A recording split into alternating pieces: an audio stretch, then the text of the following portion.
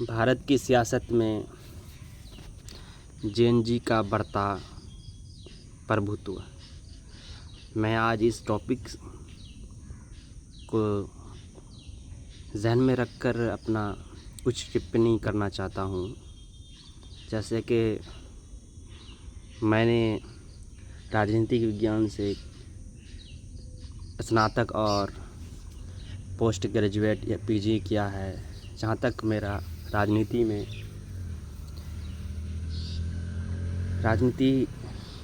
जिस तरह से रुचि है, मैं अपना कमेंट दे सकता हूँ। मैं अपनी बातों को आप सबके पास भारत की राजनीति में जेएनजी का बढ़ता प्रभुत्व के बारे में मैं दो शब्द टिप्पणी कर सकता हूँ।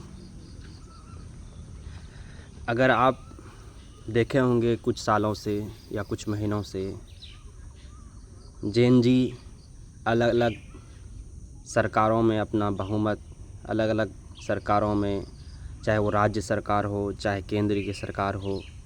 हालांकि मैं भारत की बात नहीं कर रहा हूँ, भारत के पड़ोसी मुल्क या फिर देश विदेश के अलग अलग देशों में जेएनजी इस तरह से अपना सरकार बनाते दिख रहा है। कहीं न कहीं इससे ये पता चल रहा है कि हमारा जेएनजी जो है वो किस तरह से राजनीति में अपना रुचि रख रहे हैं और किस तरह से वो अपना प्रभुत्व बना रहे हैं।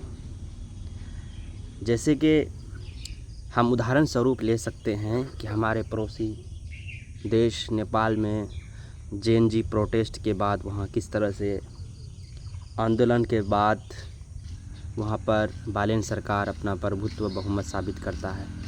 वो भी पहले के प्रधानमंत्री, यानी कि नेपाल में जितने भी प्रधानमंत्री थे वो सब सारे प्रतिद्वंदी थे, लेकिन जेएनजी अपना विचार जो है सामने रख करके सभी भूतपूर्व प्रधानमंत्री को साइड करते हुए जेएनजी को सेलेक्ट किया। इस तरह से ये जाहिर हो रहा है कि जेएनजी राजनीति को अब समझ रहा है। राजनीति का लग रहा है कि ध्रुवीकरण अब जेएनजी के इर्द गिर्द हो रहा है। राजनीति जहां विकेंद्रीकरण पर विश्वास करता है, लेकिन अब राजनीति जेएनजी या फिर नौजवानों के ऊपर ध्रुवीकरण होता हुआ दिख रहा है। इसी तरह से मैं पॉइंट ऑफ व्यू देना चाहूँगा, हो सकता है कि भारत में आगे चल कर के जेएनजी का सरकार आ सकता है।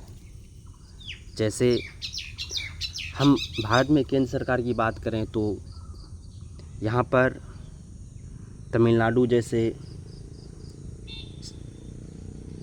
राज्यों में, जैसे आज थलपति विजय ने सरकार का गठन किया, वहाँ पर देखा जा सकता है कि डीएमके, एआईडीएमके ये सब पार्टियाँ बहुत पुरानी हैं जो बहुत सालों से अपनी सत्ता पे काबिज थी, लेकिन उसे वहाँ के लोगों ने, जेएनजी ने उखाड़ कर फेंका है। इससे ये साबित हो रहा है कि आज की राजनीति की जो परिस्थिति है, पृष्ठभूमि है, वो बदलती हुई नज़र आ रही है और ये जेएनजी के तरफ इर्द गिर्द हो रही है। आज कोई भी राजनीति होती है तो उस राजनीति में क्या होता है कि फैक्टर्स होते हैं, बहुत सारे सामाजिक फैक्टर्स होते हैं, सोशल फैक्टर होते हैं, इकोनॉमिकल फैक्टर होते हैं और स्पिरिचुअल फैक्टर्स होते हैं। इन सब में से जो सबसे बड़ा फैक्टर उभर के सामने आया है वो आया है यूथ फैक्टर। अगर आप किसी भी राजनीतिक फील्ड में यूथ फैक्टर को आप कैप्चर कर लेते हैं, अगर आज सोशल मीडिया में आप अपने तरफ यूथ को कर लेते हैं, तो शायद आप अपने राजनीति में पकड़ बनाने में आप कामयाब हो जाते हैं। बदलते हुए हालात, बदलते हुए राजनीतिक पृष्ठभूमि से ये साबित होता है कि अब भारत हो या विदेश हो, इन सब की राजनीति की पृष्ठभूमि बदलती नज़र आ रही है। इसका जीता जागता उदाहरण केंद्र में देखा जाए तो नेपाल ले सकते हैं। उसके बाद हम बिहार सरकार के पृष्ठभूमि को देख सकते हैं। जैसे नीतीश सरकार के बदलाव ने सम्राट जैसे युवा मुख्यमंत्री को शपथ दिलाना, कैबिनेट में देख सकते हैं कि नए नए युवा चेहरे को जगह मिलना, चिराग पासवान, उसके बाद जगन मोहन रेड्डी, राम नायडू जैसे बहुत सारे ऐसे लोग हैं जो, हाँ, पवन कल्याण जैसे देख सकते हैं। ये सब क्या है कि युवा पीढ़ी के सियासतदान हैं। अब ये सब क्या है ना कि अब राजनीति का एक पृष्ठभूमि चेंज हो रहा है। हम देख सकते हैं कि थलपति विजय टीवी के पार्टी बना करके, हालांकि उसकी पार्टी ज़्यादा दिन नहीं हुआ, मात्र 2 साल में वो सत्ता हासिल कर लेता है। इससे ये साबित हो रहा है कि जैन जी का पॉइंट ऑफ व्यू बदल रहा है, वो अलग तरह की राजनीति ढूंढ रहा है। और हम सब चाहेंगे कि हम लोग पुराने विचार को छोड़कर नए विचार की तरफ यूथ पॉलिटिक्स को इतना मजबूत करें कि हम लोग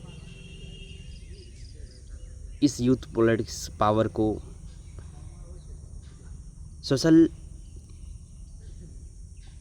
पॉलिटिकल साइंस में एक टर्म होता है जिसका नाम होता है प्रेशर ग्रुप। आज के दौर में सबसे बड़ा प्रेशर ग्रुप अगर देखा जाए तो ये प्रेशर है youth student, youth leader, youth icon या यूथ वोटर्स। यूथ वोटर्स बहुत मायने रख रहा है। हम लोग जानते हैं कि 1975 में जो आपातकाल लगा था, वो कहीं ना जेपी आंदोलन जो था, ये भी यूथ आंदोलन ही कहा जा सकता है। हालांकि भले ही इसका नेतृत्व लीडरशिप जयप्रकाश नारायण ने किया था, लेकिन वहाँ भी यूथ फैक्टर ही काम आया था। आज की बदलती हुई राजनीति में बिहार सरकार के राजनीतिक परिवेश को देखा जाए तो यहाँ पर भी अलग अलग, जहाँ पर बीपीएससी टीआरई 4 जैसे मुद्दे आते हैं तो वहाँ पर भी यूथ फैक्टर्स माने रख रहे हैं। तो इन सब कमेंट से ये साबित हो रहा है कि भारत की राजनीति और देश विदेश की राजनीति जैन जी के इर्द गिर्द घूम रही है। आने वाले 5 सालों में लगभग जगहों पे आप जैन जी की सरकार देखेंगे। शुक्रिया।